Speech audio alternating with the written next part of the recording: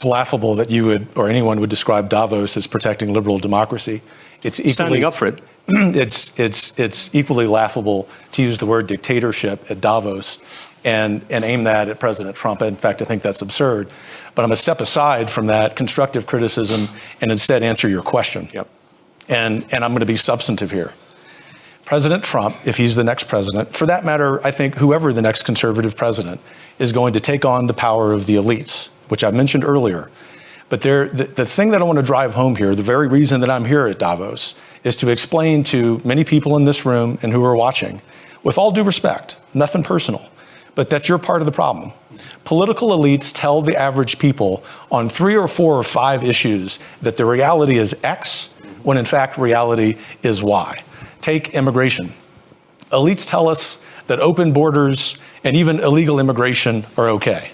The average person tells us in the United States that both rob them of the American way of life. They're right.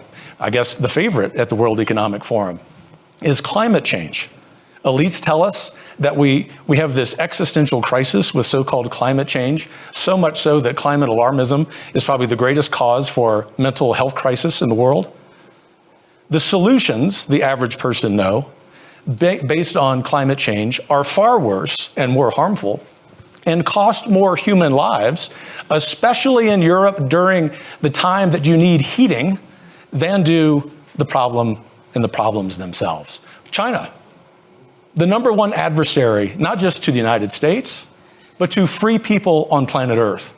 Not only do we at Davos not say that, we give the Chinese Communist Party a platform.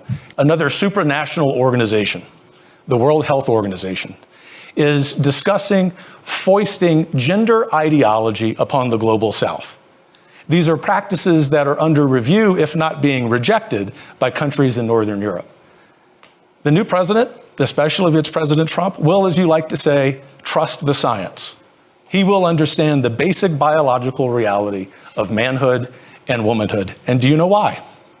Not because of retribution, not because he's a dictator, but because he has the power of the American people behind him.